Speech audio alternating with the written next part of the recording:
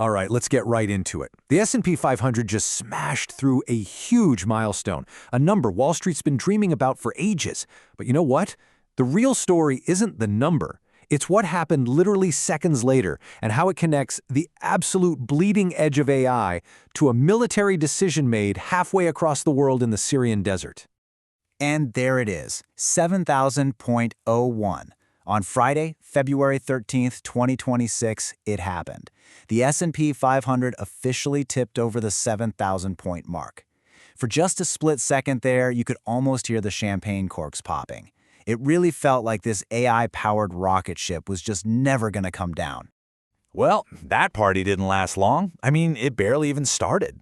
Almost immediately, the market slammed on the brakes and went into reverse, ending the day with a sharp 1.5% drop, a real reality check.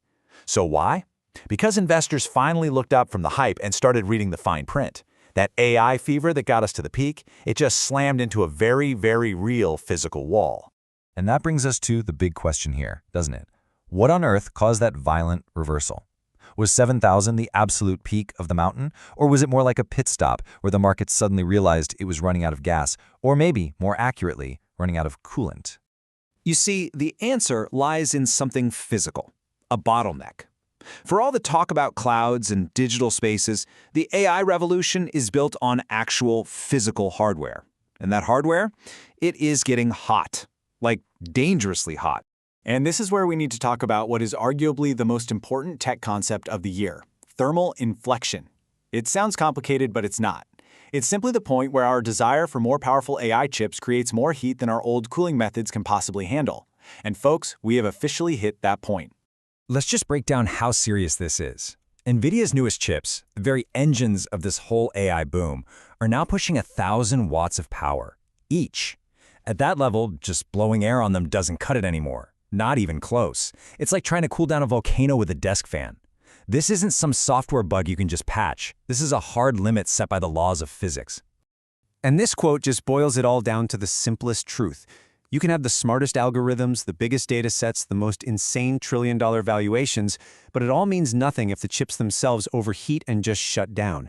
The AI revolution literally grinds to a halt if someone can't solve this heat problem, and fast.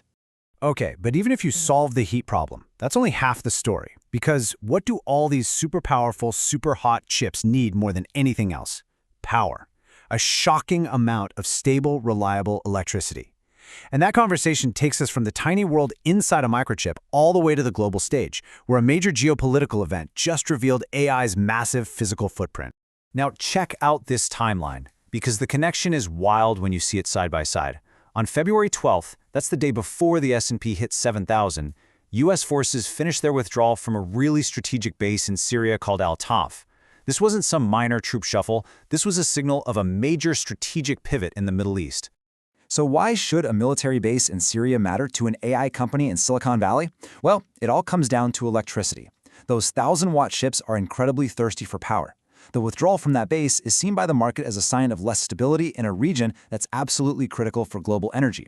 Any disruption there could send energy prices soaring, making it way more expensive to run these giant AI data centers. All of a sudden, energy security and AI infrastructure aren't just related, they've become the exact same thing. Okay, so we've got two huge problems on our hands, a heat problem and an energy problem. But you know how it goes. For savvy investors, a problem this big is just an opportunity in disguise. And this has given rise to a whole new class of infrastructure kings, the companies quietly building the physical world that the next phase of AI depends on. So let's forget the famous names for a second, and look at the three silent winners the market is now betting on. First, you've got Vertiv Holdings, also known as the AI radiator. They're the ones directly solving that massive heat problem with next-gen liquid cooling. Then there's Lumentum, the speed of light. They're breaking what's called the copper wall, the speed limit of old wires, by creating super-fast optical connections. And finally, you have CrowdStrike, the agentic shield. Because as all this new physical gear becomes more and more critical, it becomes a juicier target. CrowdStrike is all about defending it from new, AI-powered cyber attacks. And if you think this is all just theory, get a load of this number. Vertiv has seen a 252% explosion in organic orders. Now, that's not its stock price jumping. That's real companies writing massive checks because they are desperate for a solution to their heat problem. That is the market voting with its wallet. So what does this all mean for the rest of us? It means the entire investment thesis for AI is getting a fundamental rewrite for the second half of this year. The early hype phase is over. Now it's all about physical reality. Here's the big takeaway, the big aha moment. We have to stop thinking of AI as some magical thing floating around in a digital cloud. It's not. It is a physical machine, a machine that gets hot, that needs data pipes that move at the speed of light, and that needs a digital army to protect it. That S&P 7000 reversal, that was the exact moment the market finally woke up to this fact. Look, if you remember just one thing from this whole breakdown, let it be this idea right here. For the past few years, everybody was buying the singer, the big, flashy AI companies. The smart money is now shifting. It's buying the stage they perform on, the cooling system that keeps them from passing out from exhaustion, and the security team that protects the whole venue. That's where the real lasting value is now being built.